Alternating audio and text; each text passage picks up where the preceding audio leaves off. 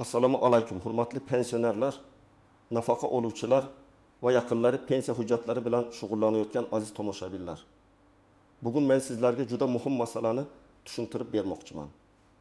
Agar avgust oyida kerakli hujjatni topshirmasangiz, pensiyangiz bo'yicha qayta hisoblash, indeksatsiya yoki qo'shimcha oshirish o'z vaqtida amalga oshmasligi mumkin. Bu gap ayniqsa ishlayotgan pensionerlarga. Ish staji yoki daromadi bo'yicha ma'lumotlari to'liq kiritilmagan fuqarolarga, chet elda ishlagan davri borlarga farzand parvarishi, harbiy xizmat, nogironlik, o'quvchisini yo'qotganlik yoki boshqa imtiyozli davrlar bo'yicha hujjatlari yetishmayotganlarga tegishli. Men bugun qo'rqitish uchun emas, aniq tushuntirish uchun gapiryapman.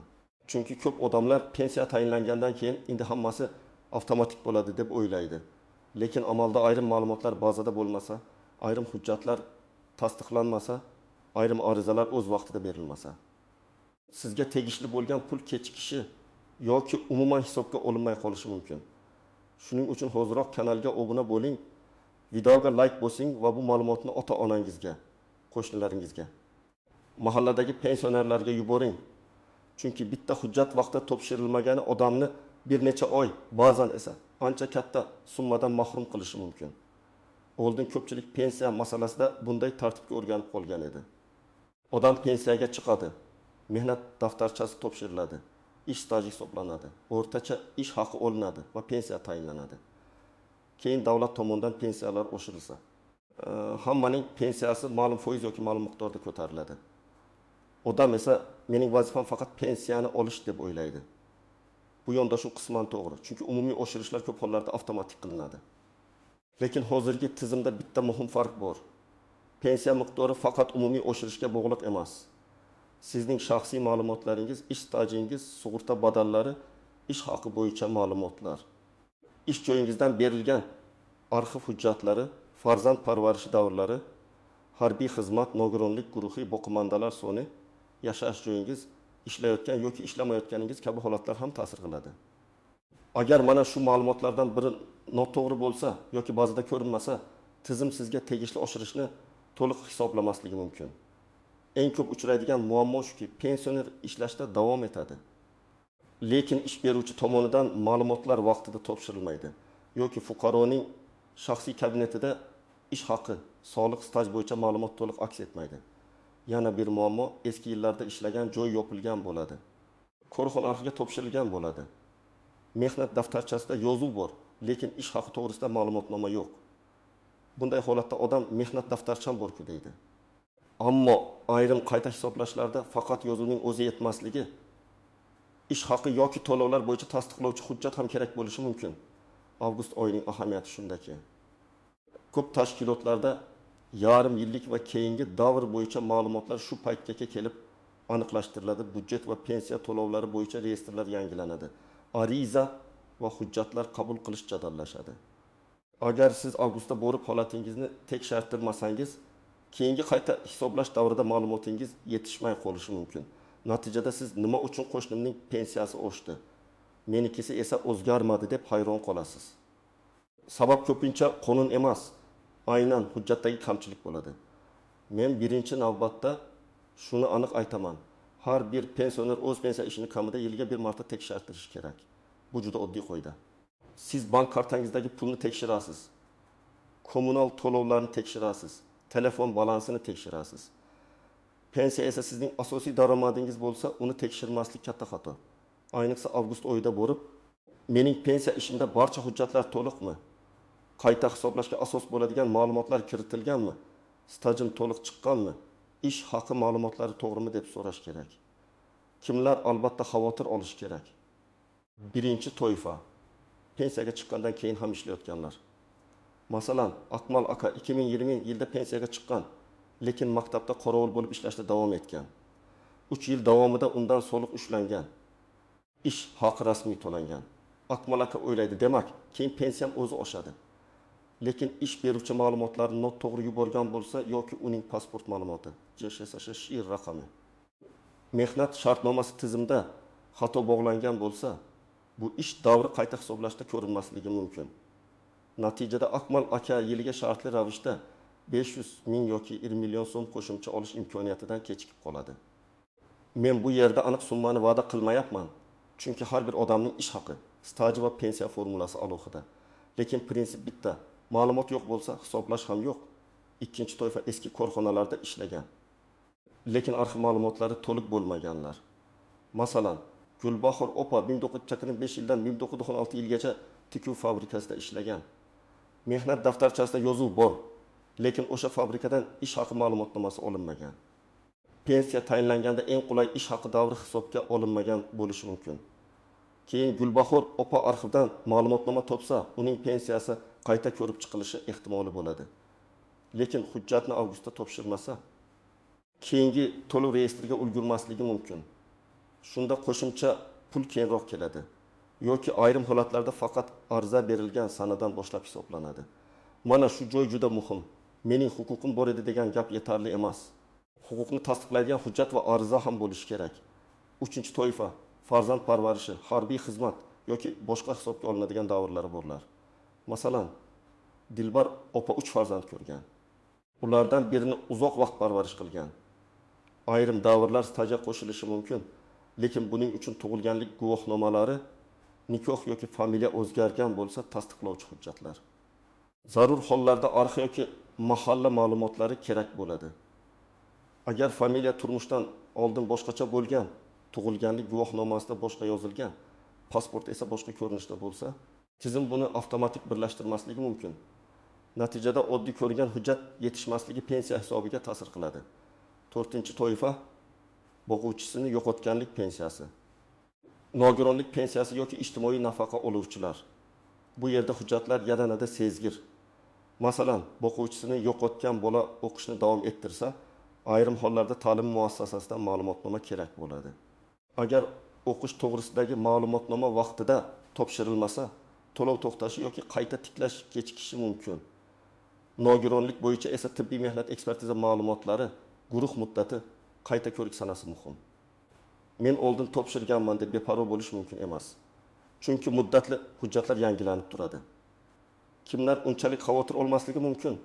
Agar sizning pensiya ishingiz yaqinda tayinlangan bo'lsa, barcha ma'lumotlar elektron bazada to'liq ko'rinayotgan bo'lsa, ishlamayotgan bo'lsangiz, qo'shimcha staj yoki ish haqi hujjatingiz bo'lmasa, familiya, yashash joyi, bank rekviziti, nogironlik holati kabi ma'lumotlaringiz o'zgarmagan bo'lsa, unda umumiy indeksatsiya odatda avtomatik amalga oshadi. Lekin men baribir tekshirtirib qo'ying deyman. Chunki tekshirtirish zarar qilmaydi. Aksincha xotirjamlik beradi. Keling, oddiy raqamlar bilan tushuntiraman. Faraz qilaylik, bir pensioner oyiga 1.200.000 so'm pensiya olyapti. Davlat tomonidan umumiy oshirish bo'lsa, uning pensiyasi belgilangan tartibda oshadi.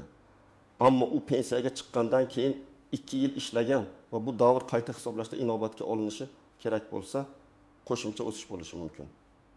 Agar bu 2 yil bo'yicha ma'lumotlar to'liq tushmagan bo'lsa, u faqat umumiy oshirishni oladi. Shaxsiy qayta hisoblash esa kechikadi.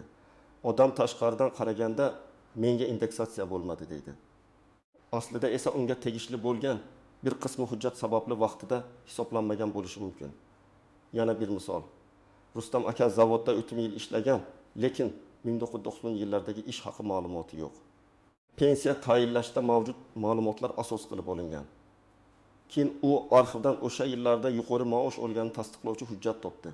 Agar Rustam aka bu hujjatni olib borib ariza bilan topshirsa, pensiya ish qayta ko'rib chiqilishi mumkin. Agar topshirmasa, arxivdagi qog'oz uyda yotaveradi. Tizim esa bundan bexabar bo'ladi. Qonun hujjatni ko'rmaydi. Idora hujjatni qabul qilmaguncha uni hisobga ola olmaydi. 3-misol. Sayyora opa pensiyaga chiqqanidan keyin bank kartasini almashtirdi. Yashash joyi boshqa tumanga o'tdi. Telefon raqami o'zgardi. U bularni pensiya bo'limiga xabar qilmadi. Keyin xabarnoma kelmaydi. Chaqiruvni eshitmaydi. Hujjat yangilash muddati o'tib ketadi. Natijada to'lovda kechikish bo'ladi. Bu ham juda ko'p uchraydi. Pensiya tizimida siz bilan aloqa ma'lumotlari to'g'ri bo'lishi kerak. Oddiy telefon raqamining noto'g'ri bo'lishi ham muhim xabarni o'tkazib yuborishga olib keladi. 4-misol. Bir fuqaro chet elda ishlagan, keyin O'zbekistonga qaytib pensiya masalasini ko'rgan. Chet eldagi ish staji va sug'urta to'lovlari bo'yicha xalqaro kelishuvlar, tasdiqlovchi hujjatlar, tarjima va legalizatsiya talablari bo'lishi mumkin. Bu hujjatlar oddiy mehnat daftarchasi kabi bir kunda hal bo'lavermaydi. Shuning uchun avgustda boshlamasangiz, sentabr yoki oktyabrdagi qayta hisoblashlarga ulgurmay qolishingiz mumkin. Chet el hujjatlarida ism sharif lotincha, kirilcha yoki pasportdagi yozuvdan farqli bo'lsa, moslikni tasdiqlash ham kerak bo'ladi. Endi eng muhim nozik jihatlarga o'tamiz. Birinchi noziklik hamma oshirish indeksatsiya emas. Odamlar ko'pincha har qanday pensiya ko'tarilishini indeksatsiya deb ataydi. Aslida umumiy oshirish, qayta hisoblash, qo'shimcha ustama, kam miqdorni eng kam darajaga yetkazish, nogironlik yoki boqimanda bo'yicha qo'shimcha to'lovlar bir-biridan farq qiladi.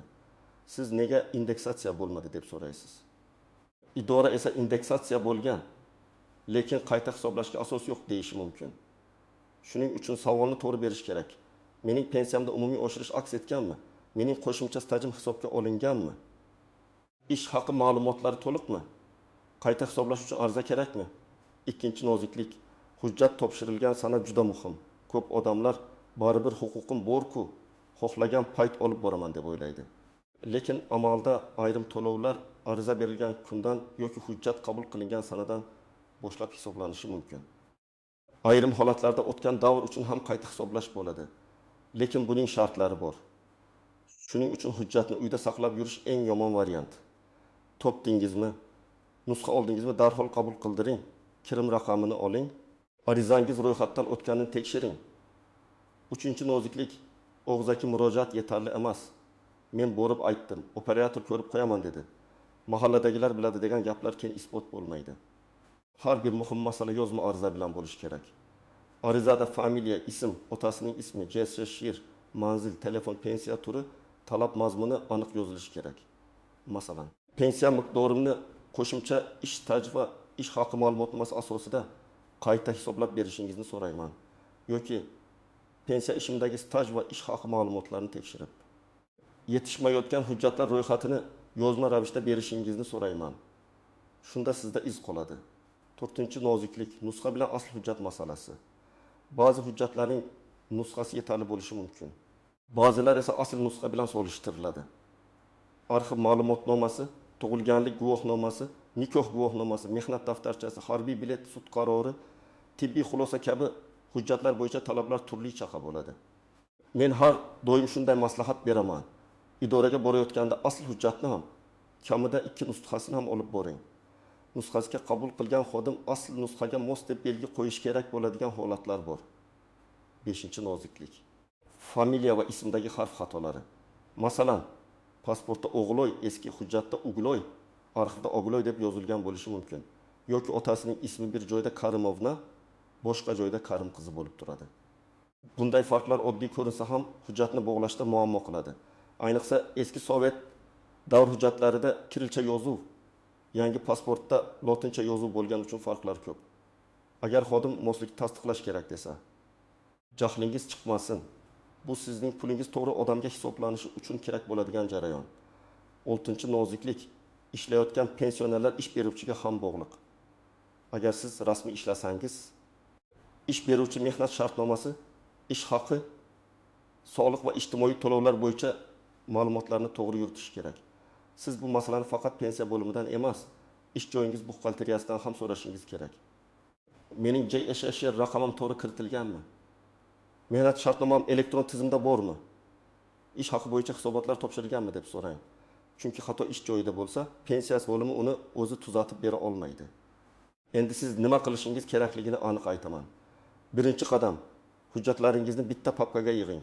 Pasport yoki ID karta, JSSHIR raqami, pensiya guvohnomasi bo'lsa u, mehnat daftarchasi, ish haqi ma'lumotnomalari, arxiv ma'lumotnomalari, tug'ilganlik guvohnomalari, nikoh yoki ajrim guvohnomasi, familiya o'zgarganini tasdiqlovchi hujjatlar, harbiy bilet, nogironlik bo'yicha tibbiy hujjatlar, o'qish ma'lumotnomasi, bank rekvizitlari va telefon raqamingizni tayyorlang. Hamma hujjatning nusxasini oldindan ko'paytirib qo'ying. Ikkinchi qadam, yashash joyingiz bo'yicha pensiya jamg'armasi bo'limiga yoki davlat xizmatlari markaziga boring. Agar elektron xizmatdan foydalana olsangiz, shaxsa kabinetingiz orqali ma'lumotlarni tekshiring. Lekin men katta yoshdagi fuqarolarga shuni maslahat beraman. Bir marta borib, xodim bilan yuzma-yuz tekshartirish foydali. Chunki sizga qaysi hujjat yetishmayotgani, qaysi joydan ma'lumotnoma olish kerakligi aniq aytiladi. 3-qadam ariza yozing. Arizada umumiy gap yozmang. Pensiyamni oshirib bering deyish yetarli emas. Aniq yozing. Pensiya ishimni qayta tekshirib, ish stajim va ish haqi ma'lumotlarim to'liq hisobga olinmaganini aniqlab berishingizni so'rayman. Agar qo'lingizda yangi hujjat bo'lsa. Ilova qilinayotgan arxiv ma'lumotnoma asosida pensiyamni qayta hisoblab berishingizni so'rayman. Agar ishlayotgan bo'lsangiz. Pensiyaga chiqqanimdan keyingi rasmiy ish davrim bo'yicha ma'lumotlarni hisobga olish tartibini tushuntirib berishingizni va zarur bo'lsa qayta hisoblashni amalga oshirishingizni so'rayman. 4-qadam. Arizangiz qabul qilinganini tasdiqlating. Qabul qilingan sana, kirim raqami, mas'ul xodim yoki tashkilot nomi sizda bo'lishi kerak. Agar davlat xizmatlari markazi orqali topshirsangiz, kvitansiya yoki elektron raqamli tasdiqni saqlang. Agar pensiya bo'limida topshirsangiz, arizaning nusxasiga qabul belgisi qo'ydiring. Bu keyin men avgustda topshirganman deb isbotlash uchun kerak. 5-qadam. Yetishmayotgan hujjatlar ro'yxatini yozib oling. Ko'p odam idoradan chiqib ketadi. Keyin nima so'ralganini unutadi. Shuning uchun xodimdan aniq so'rang. Qaysi hujjat kerak, qayerdan olinadi? Asl nusxami yoki nusxami? Tarjima kerakmi? Muddati bormi? Qachongacha topshirish kerak? Agar tushunmasangiz, yo'lingizda farzandingiz yoki savodliroq qarindoshingiz bilan boring. Bu uyat emas. Pensiya masalasi, pul masalasida aniqlik kerak. 6-qadam. Ish beruvchingizni tekshiring. Agar siz ishlayotgan pensioner bo'lsangiz, buxgalteriyaga boring va ma'lumotlaringiz to'g'ri kiritilganini so'rang. Ba'zan bitta raqam xato bo'ladi, bir harf noto'g'ri bo'ladi. Shartnoma eski pasport ma'lumoti bilan turadi. Natijada sizning ish haqingiz sizning pensiya ishingizga to'g'ri bog'lanmaydi. Ish beruvchidan kerak bo'lsa, ish haqi to'g'risida ma'lumotnoma, mehnat shartnomasi nusxasi, buyruq nusxasi yoki ishlayotganingizni tasdiqlovchi ma'lumot oling. 7-qadam. Arxiv masalasini ortga surmang. Eski ish joyingiz yopilgan bo'lsa, tuman yoki viloyat arxiviga murojaat qiling. Korxona nomi, ishlagan yillaringiz, lavozimingiz, eski manzili, bo'lim nomi bo'lsa hammasini yozing. Arxiv hujjati bir kunda chiqmasligi mumkin. Shuning uchun avgustda murojaat qilish muhim. Bugun boshlasangiz, bir necha hafta ichida javob kelishi mumkin. Sentabrda boshlasangiz, keyingi hisob-kitob davriga ulgurmasligingiz ehtimoli oshadi. 8-qadam. Javobni nazorat qiling. Ariza topshirib, unutib yubormang. Qonuniy muddatlar ichida sizga javob berilishi kerak. Belgilangan muddat o'tsa, qayta murojaat qiling. Yuqori turuvchi tashkilotga yozing yoki davlat xizmatlari orqali shikoyat qoldiring. Lekin avval o'zingizda ariza raqami, sana va hujjatlar nusxasi bo'lsin. Hujjatsiz shikoyat kuchsiz bo'ladi. 9-qadam. Hisob-kitobni tushuntirib berishlarini so'rang. Siz mutaxassis bo'lmasligingiz mumkin. Lekin pensiyangiz qanday shakllanganini bilishga haqlisiz. Staj necha yil hisoblangan, qaysi ish haqi davri olingan, qaysi ustamalar bor, qaysi hujjatlar inobatga olingan, qaysilari olinmagan, bularni so'rash kerak. Agar xatolik topsangiz, darhol yozma ravishda tuzatishni so'rang. 10-qadam. Hujjatlarni uyda tartib bilan saqlang. Har bir ariza, javob xati, ma'lumotnoma, kvitansiya va nusxani alohida papkaga soling. Bugun kerak bo'lmagan hujjat ertaga juda kerak bo'lishi mumkin. Ayniqsa farzandlaringiz sizning nomingizdan ish yuritadigan bo'lsa, ular qaysi hujjat qayerda ekanini bilishi kerak. Hurmatli tomoshabinlar, bugungi gapning mazmuni bitta. Pensiya oshishi, indeksatsiya yoki qayta hisoblash har doim ham faqat avtomatik jarayon emas. Umumiy oshirish avtomatik bo'lishi mumkin. Lekin sizning shaxsiy holatingizga tegishli qo'shimcha hisob-kitoblar uchun hujjat, ariza va tasdiq kerak bo'lishi mumkin. Ayniqsa avgust oyida pensiya ishingizni tekshirtirib qo'yish juda muhim, chunki keyingi to'lovlar, reyestrlar va qayta hisoblash jarayonlariga ulgurish imkoniyati shu paytda yuqori bo'ladi. Agar siz ishlayotgan pensioner bo'lsangiz, eski ish joylaringiz bo'yicha hujjatingiz yetishmasa, arxiv ma'lumotnomangiz bo'lsa, familiyangiz o'zgargan bo'lsa, farzand parvarishi, harbiy xizmat, o'quvchisini yo'qotganlik yoki o'qish ma'lumotnomasi bilan bog'liq holatingiz bo'lsa, kutib o'tirmang. Pasport, JSHR, mehnat daftarchasi, arxiv va ish haqi ma'lumotnomalari, tug'ilganlik va nikoh guvohnomalari, bank rekvizitlari va boshqa tasdiqlovchi hujjatlarni olib, pensiya jamg'armasi bo'limiga yoki davlat xizmatlari markaziga boring, ariza yozing, qabul raqamini oling, javobni nazorat qiling. Men sizlardan iltimos qilaman. Bu videoni faqat o'zingiz ko'rib qo'ymang. Ota-onangizga, bobongizga, buvingizga, qo'shningizga, mahalladagi pensionerlarga ayting. Chunki ko'p odamlar pulni qonun bilmagani uchun emas, hujjatni vaqtida topshirmagani uchun yo'qotadi yoki kech oladi. Izohlarda yozing. Siz pensiya ishingizni oxirgi marta qachon tekshirtirgansiz? Sizda arxiv hujjati yoki qayta hisoblash bilan bog'liq muammo bo'lganmi? Videoga like bosing, kanalga obuna bo'ling va yangi ma'lumotlarni o'tkazib yubormaslik uchun kuzatib boring.